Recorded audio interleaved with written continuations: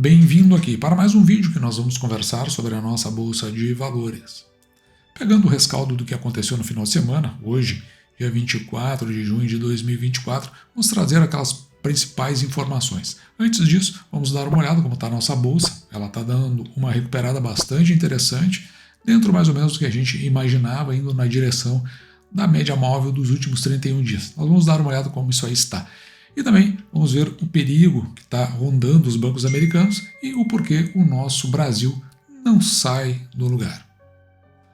Como você pode ver, o Bovespa vai a 122.686 pontos por enquanto, sobe mais de 1%, 1,11% nesse momento, agora são 10 para as 11 da manhã, e você pode ver também que nesse momento está tudo verde na Bolsa de Valores e, evidentemente, num cenário como esse, ações não se oferecem para os interesses da carteira do canal.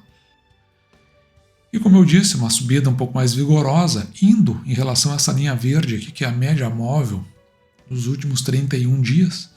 Então, não existe como haver uma descida sempre constante. Em algum momento, o movimento da Bolsa ele precisa regressar à média, ir na direção da linha verde, como aconteceu aqui, como aconteceu aqui, como aconteceu aqui e como aconteceu aqui. Então, esse movimento pendular ou oscilatório, ele sempre vai acontecer.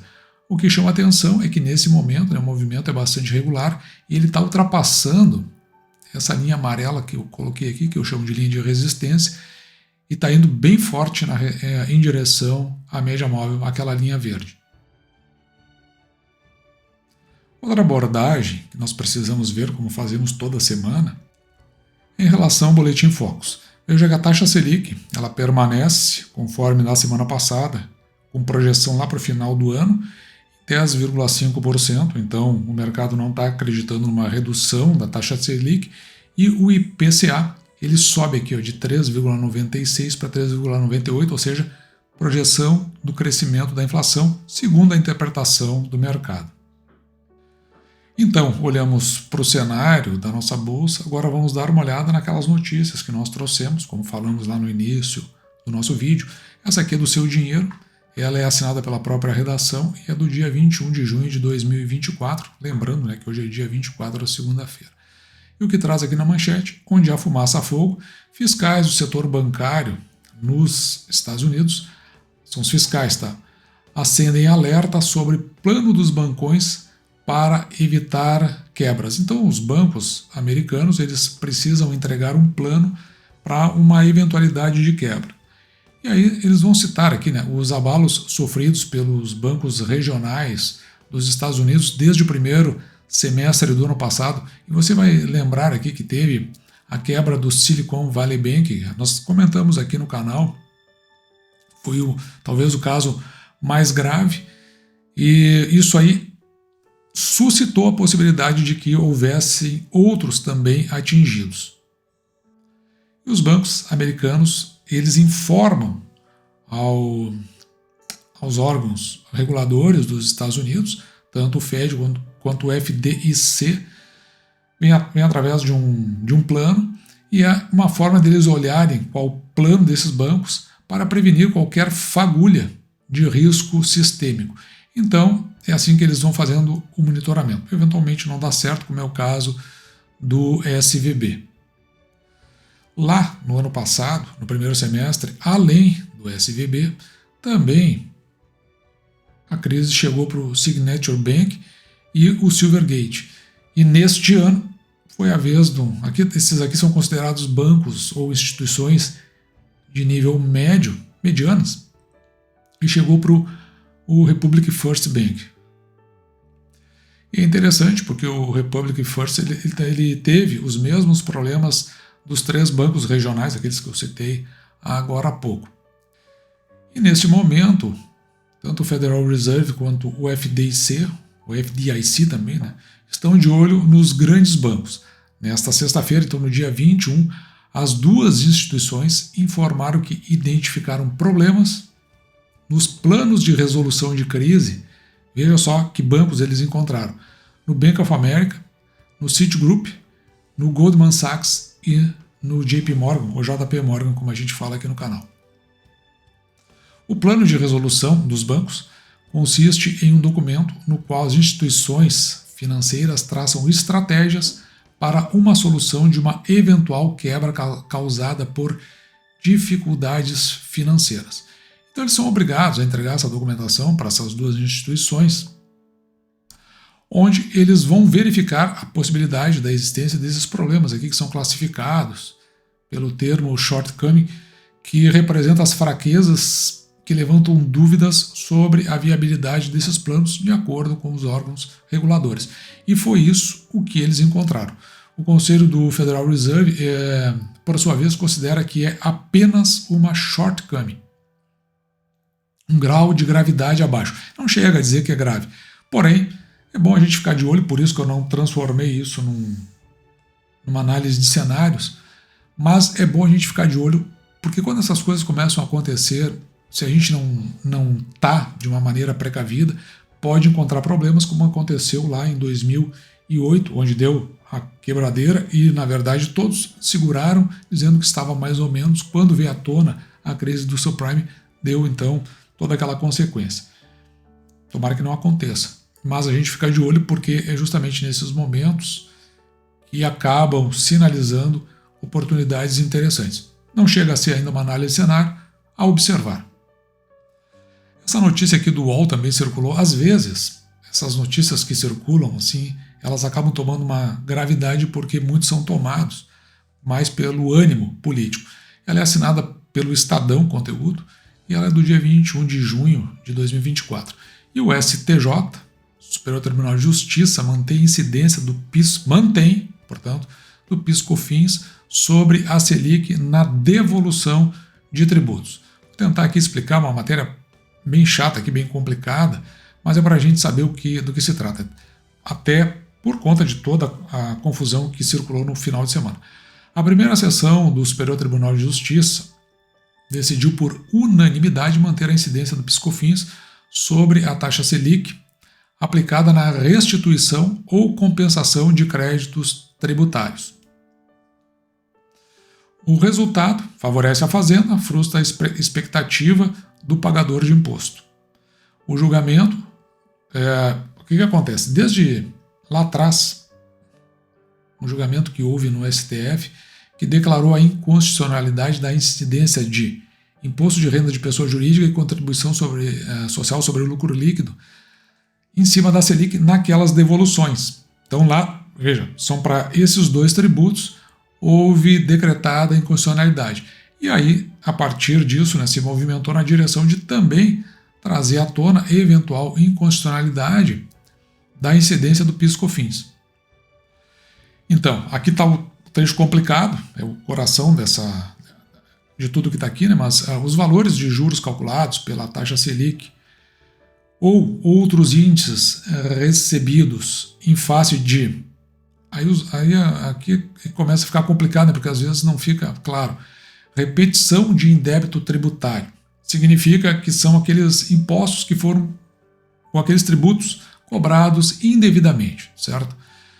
Neste caso, no caso da devolução de depósitos judiciais ou até mesmo no pagamento efetuado decorrente de obrigações contratuais atrasadas. Ali está errado, né? Na reportagem esse atraso aqui, eu não me dei conta e não corrigi. Então, esses valores aí, por caracterizarem, na visão do STJ, receita bruta operacional, então a base de cálculo de contribuição é devida do PIS/PASEP e também da COFINS. Então essa foi a decisão, e nada a ver do que estava circulando, que era mais uma forma de colocar taxas pelo ministro da Fazenda. Nesse caso aqui não é. Então, embora não incida um imposto de renda e nem contribuição sobre lucro líquido, do que a gente está falando? O imposto é recolhido, certo? Tem uma parte do imposto que não foi recolhido devidamente, que é aquele tributo, aquele indébito tributário. Então agora ele precisa ser devolvido para a pessoa de quem esse imposto... É a devolução do imposto de renda, em outras palavras. O que acontece nessa devolução do imposto de renda? Existe uma correção pela Selic. Essa correção não é tributada, certo? Mas, em cima dessa correção, só desse valor, desse pequeno valor, tem a incidência do pequeno, depende, né? Uma empresa pode ser até grande, tem a incidência do PIS, PASEP, PIS/COFINS. Então, é isso que está em pauta. Isso aí vai acontecer, na verdade, né? Foi a decisão, não vejo assim nenhum agravante, também não acho muito correto assim colocar na conta, neste caso específico, do Ministério da Fazenda. Informação essa que eu trouxe a título informativo, né? Só para corrigir alguma outra distorção interpretativa. Aqui na CNN Brasil, essa reportagem é assinada por Thaís Herédia e Fernando Nakagawa, ela é do dia de ontem, dia 23 de junho de 2024. E aqui tem a palavra do Alexandre Schwartzman, por quem eu não tenho nenhum apreço. Não quer dizer que eu não gosto da pessoa, só não... simplesmente não gosto de levar muito em consideração o que eventualmente ele vem a dizer. Mas, neste caso específico, ele diz o seguinte: é preciso ser herói, visionário ou sem juízo para investir no Brasil.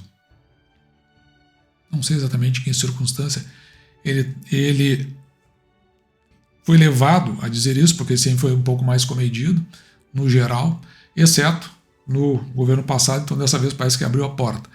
Então, investir em um país com juros elevados e com grande incerteza econômica e política, como o Brasil, não é para qualquer um. Nesse aspecto aqui eu concordo. Esse é apenas um dos motivos pelos quais, eu já disse várias vezes aqui no canal, o Brasil não vai crescer, não vai para lugar nenhum, e um dos motivos é esse. É preciso para ele, né, para o Alexandre Schwartzman, ser herói, visionário ou alguém sem juízo para investir nesse país. Como há poucas pessoas com esse perfil, investe pouco no Brasil. Eu traduziria o que ele está dizendo aqui da seguinte forma: não tem expectativa nenhuma de crescimento, pelo menos nos próximos 2 anos e meio aproximadamente. Para piorar, explica o ex-diretor do Banco Central, o grau de incerteza do Brasil é muito elevado. E não falo num sentido do futuro, estou falando na linha do que disse o Pedro Malana, que foi ministro da Fazenda. No Brasil, até o passado é incerto. Quem disse foi esse ex-ministro da Fazenda. Muitas vezes as pessoas repetem isso.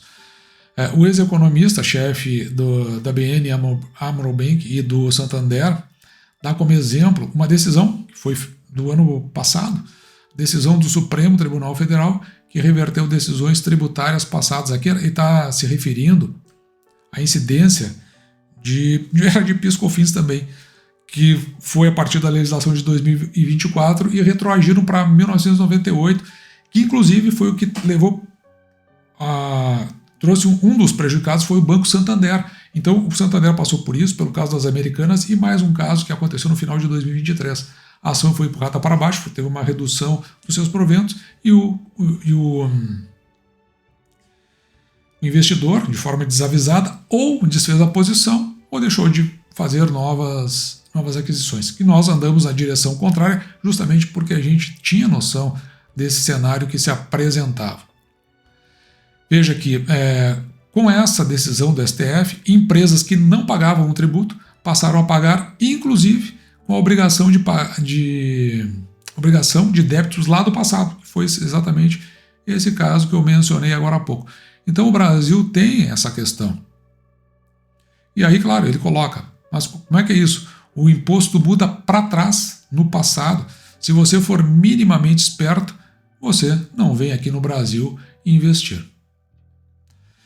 E eu vi essas notícias, essas informações como as mais relevantes, uma para tirar uma eventual distorção, uma interpretação que acho que não era cabida, pelo menos na minha leitura, e a outra para mesmo o mercado subindo, dando esse gás agora, talvez ainda suba mais um pouco, ultrapasse aquela linha que eu coloquei de resistência, inclusive é esperado que ultrapasse a linha verde, que é a linha da média móvel, mas a gente precisa lembrar, eu tenho falado isso com muita frequência aqui no canal, é um ano eleitoral, é um ano de abertura de cofres e é um ano, inclusive, de decisões esquisitas que vão se apresentar aí na linha dos 3 poderes. Isso aí, na minha opinião, ou mantém o índice do Ibovespa no patamar, nesse mesmo patamar, ou dá uma empurradinha mais para baixo. Pode ser que nada disso aconteça, né? Pode ser inclusive que a bolsa acabe metendo um rally, estourando. Claro que daí a gente não compra. Vamos fazer, nesse caso, o nosso caixa para oportunidades no futuro, porque esse ciclo no Brasil parece que não sai e volta a se repetir conforme a gente está vendo nessas próprias reportagens. Então nós adotamos essas duas linhas para os dois casos. No caso de nós estarmos certo, houver uma pressão maior, empurra a nossa bolsa um pouco mais para baixo, e no caso de não estarmos certo, e nesse caso entra num rally e nós guardamos para fins de uma reserva, aumentar nossa reserva de oportunidade, que vai acontecer porque o Brasil, como eu disse, na minha visão, pelo menos não sai desse ciclo. E dito isso, eu vou ficando por aqui, espero que você tenha gostado, me despeço de você, desejando que você fique com Deus e deixando, como sempre, meu grande abraço.